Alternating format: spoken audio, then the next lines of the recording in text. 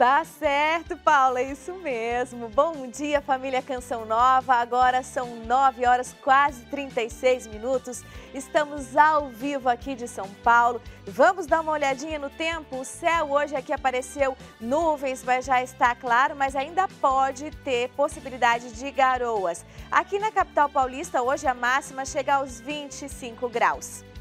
Terça-feira, 22 de março, é Dia Mundial da Água. Veja o apelo do Papa Francisco para que todos tenham acesso à água e também as nossas equipes vão deixar você bem informado. Vamos mostrar toda a movimentação do governo federal e dos governadores estaduais para tentar segurar o preço dos combustíveis.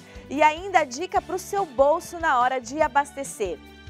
As orações pelo fim da guerra na Ucrânia. O mundo todo unido ao Papa Francisco. Aqui no Brasil, a CNBB e a Anunciatura Apostólica realizam uma missa pela consagração da Rússia e da Ucrânia ao Imaculado Coração de Maria. E você vai conhecer a história do médico francês que fez a descoberta da síndrome de Down.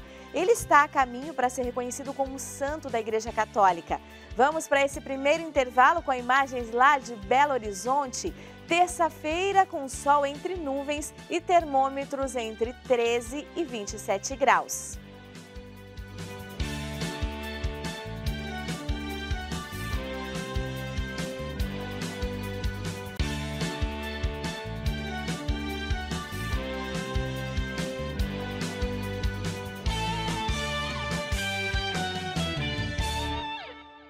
Hoje é o Dia Mundial da Água. Infelizmente, 2 bilhões de pessoas no mundo ainda não têm acesso à água potável. Por ocasião desta data, o Papa Francisco enviou uma mensagem aos participantes do Fórum da Água no Senegal. Francisco reiterou o direito à água potável e ao saneamento básico, como primário, universal e básico para a construção da fraternidade. O enviado especial do Papa ao evento, cardeal Michael Czerny, alertou que um evento para discutir o acesso à água pode prevenir outras guerras. Afirmou que todos os líderes devem trabalhar para garantir a água, que é um bem essencial para o desenvolvimento indispensável da paz. E o Papa Francisco alertou que o acesso à água potável e limpa é ainda um ponto crítico para o presente e também para o futuro próximo da humanidade. Acrescentou que o gasto com armas é um escândalo, suja o coração, suja a humanidade. A mensagem foi ontem num discurso a um grupo de voluntários. No Brasil, quase metade da população ainda sofre com a carência de coleta de esgoto. 35 milhões de brasileiros não têm acesso à água tratada e quase metade da população não tem acesso à coleta de esgoto. É o que revela um estudo divulgado hoje pelo Instituto Trata Brasil, com indicadores das 100 maiores cidades brasileiras. A base de dados é o Sistema Nacional de Informações sobre Saneamento do Ministério do Desenvolvimento Regional. Entre as cidades que a população tem 100% de acesso à água tratada estão Rio de Janeiro, Curitiba, Porto Alegre, Campo Grande e São Bernardo do Campo. Já nas cidades de Rio Branco, Santarém, Macapá, Ananindeua e Porto Velho, quase metade dos moradores não tem água potável. Santos, Uberlândia e São José dos Pinhais estão entre as cidades com os melhores indicadores de coleta de esgoto. Já em Macapá, Porto Velho e Santarém, a carência desse tipo de serviço. Vamos agora à previsão do tempo. O outono chegou trazendo muita chuva para todo o país. Veja como fica o tempo na sua região. No sul, a chuva ainda será frequente devido à frente fria, com alerta de temporais no centro-oeste e sul do Rio Grande do Sul, oeste de Santa Catarina e sudoeste do Paraná. A frente fria avança para o sudeste, deixando os dias mais chuvosos, principalmente no Espírito Santo, Rio de Janeiro, leste e nordeste de Minas Gerais e litoral de São Paulo. Alerta para a cidade de Petrópolis, no Rio, que pode ter episódios prolongados de chuva, com máxima de 27 e mínima de 19 graus na capital fluminense. No centro-oeste, a chuva mais intensa acontece no norte do Mato Grosso, mas o sol não vai deixar os moradores da região desamparados. Tempo firme do centro ao nordeste de Goiás, no sudeste do Mato Grosso do Sul e em todo o Distrito Federal. A zona de convergência intertropical continua favorecendo as fortes chuvas no norte e nordeste, com maior proporção no leste do Amazonas e de Roraima, oeste e norte do Pará e no Amapá.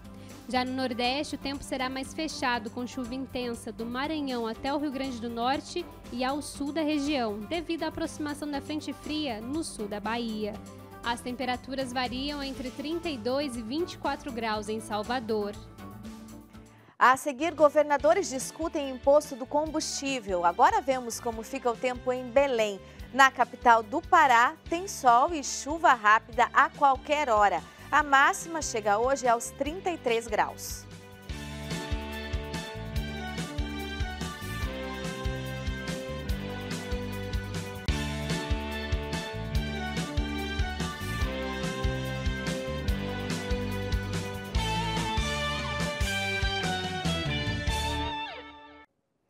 Canção Nova Notícias, edição da manhã, está de volta. O governo decidiu zerar os impostos de importação do etanol e de alguns tipos de alimentos.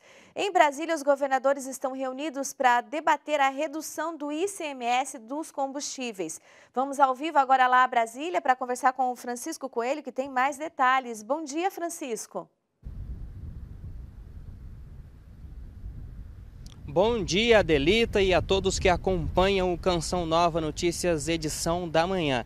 O governo federal anunciou ontem essa redução que vai zerar o imposto de importação sobre o etanol. Essa redução foi anunciada ontem pelo Ministério da Economia e deve sofrer um impacto em uma redução de 20 centavos no preço do etanol. A tarifa atual é de 18% e será zerada até dezembro. Também foi anunciado o zerar as tarifas de produtos eletrônicos de telecomunicações. Essa medida aí de zerar o preço do etanol, da importação do etanol, tem como objetivo diminuir o preço dos combustíveis, que também será tema de debate do Fórum de Governadores aqui em Brasília. A reunião vai acontecer de forma híbrida e a sede do encontro será aqui no Palácio do Buriti. O governador do Distrito Federal, Ibanez Rocha, é o coordenador do fórum. São vários temas que serão debatidos, mas o principal deles é essa alteração no ICMS sobre o preço dos combustíveis. Essa alíquota única foi aprovada no Congresso Nacional e sancionada pelo governo federal. Mas os governadores não gostaram muito da mudança e dizem que vai reduzir a arrecadação. Eles pretendem entrar com uma ação no Supremo Tribunal Federal contra essa alteração que diminui a arrecadação de estados e do Distrito Federal. Nós vamos acompanhar essa reunião aqui em Brasília e trazer mais informações logo mais à noite no Canção Nova Notícias. Eu volto com você nos estúdios em São Paulo. Muito obrigada, Francisco. Bom trabalho para você aí. Vamos tentar entender, então, como essa redução dos impostos pode diminuir o preço dos combustíveis. A Aline Mécio explica para a gente agora. Bom dia, Aline. Bom dia, Adelita, e a todos que acompanham o Canção Nova Notícias. Isso mesmo, Adelita, a medida deve ser publicada na próxima quarta-feira e vai reduzir a zero até o final do ano o imposto de importação sobre alimentos importantes da cesta básica do brasileiro, como a margarina, o café moído, o macarrão, o óleo de soja e o queijo. E também, o que todo mundo está interessado, vai reduzir a zero o imposto de importação do etanol. Mas será que essa medida realmente vai diminuir o preço dos combustíveis? É o que eu conversei mais cedo com o economista Enzo Ribeiro. Vamos conferir. Quando se trata de zerar o imposto sobre importação, ele isenta, na verdade, ele vai sim fazer uma diferença. Só que a gente sabe que isso pode ser temporário, até porque depende não somente do imposto sobre importação, depende da variação do dólar, porque, querendo ou não, a gente compra esse petróleo em dólar, então é um valor que, querendo ou não, acaba sendo impactado por conta dessa moeda que sofre uma variação muito grande.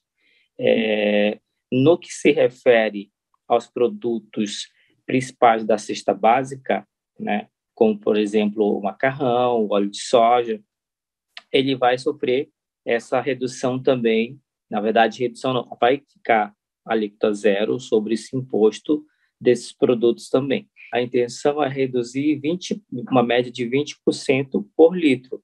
Só que a gente sabe que no fator prática, às vezes isso não acontece, né? Principalmente por questões dos próprios postos de gasolina, que também não colaboram. Então, existe todos esses fatores aí de superfaturamento. Não vai ser o suficiente, né?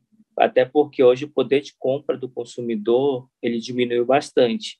E talvez, mesmo com todas essas medidas, não seja o suficiente para fazer com que esses consumidores possam superar de uma forma muito tranquila essa crise aí. O Vaticano anunciou agora há pouco que o Papa Francisco telefonou para o presidente da Ucrânia, Volodymyr Zelensky.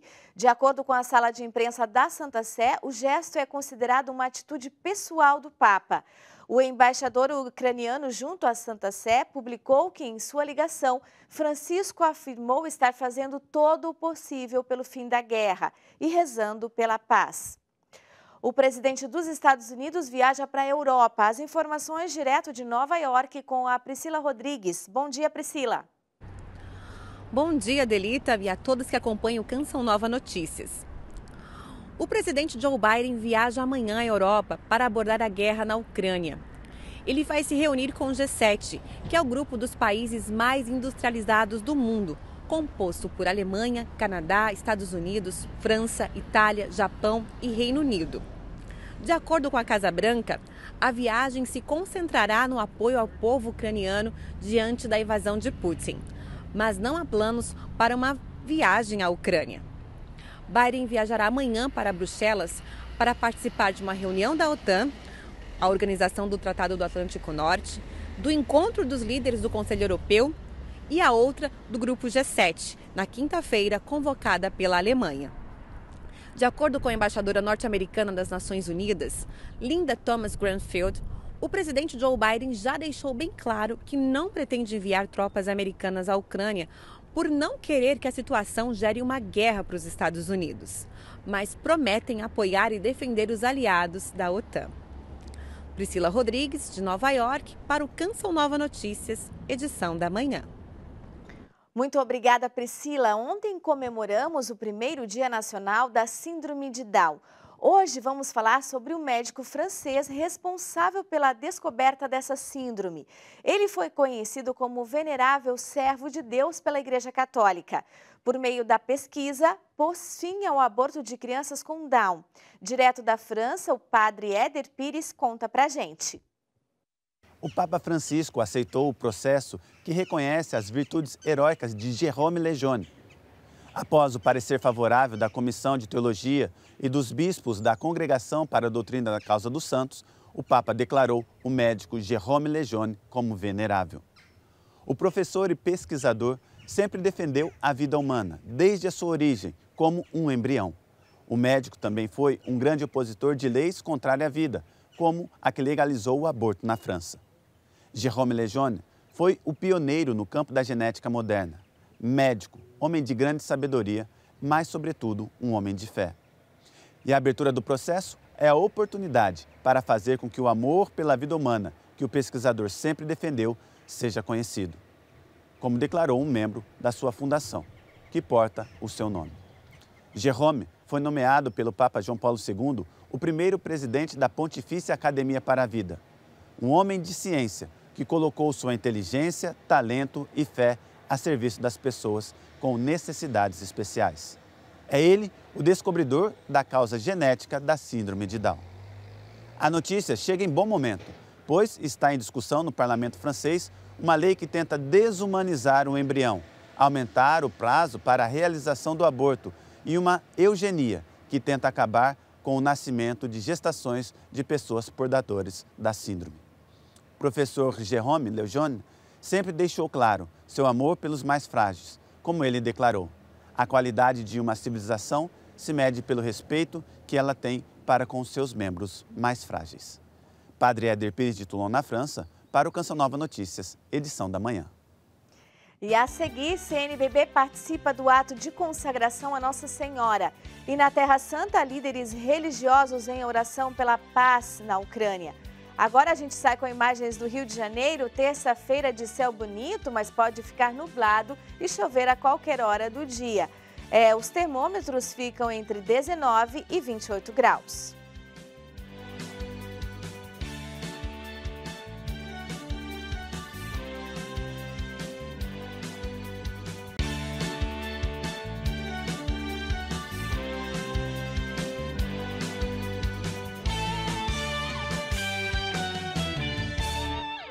Estamos de volta. Nosso repórter Jean César mostra como proteger seus dados eletrônicos. Afinal, ter uma conta invadida pode causar uma grande dor de cabeça. Os crimes digitais assolam inúmeras pessoas e vem se tornando mais corriqueiro quando falamos sobre redes sociais. Muitos aplicativos se tornam vulneráveis, pois possuem senhas fracas, como datas de nascimento ou frases comuns. Risco que ameaça informações valiosas em contas invadidas. Para que seu perfil não seja hackeado, um professor especialista recomenda. Nunca utilize uma palavra conhecida, não utilize nomes próprios. E quando você for criar a sua senha, não crie senha utilizando palavras, mas monte um código. E nesse código coloque letras maiúsculas, minúsculas, números e caracteres especiais. E senhas de no mínimo 8 caracteres, porque aí a dificuldade da pessoa quebrar uma senha dessa vai ser muito grande. Nós temos vários tipos de redes sociais que é a autenticação de 2 fatores.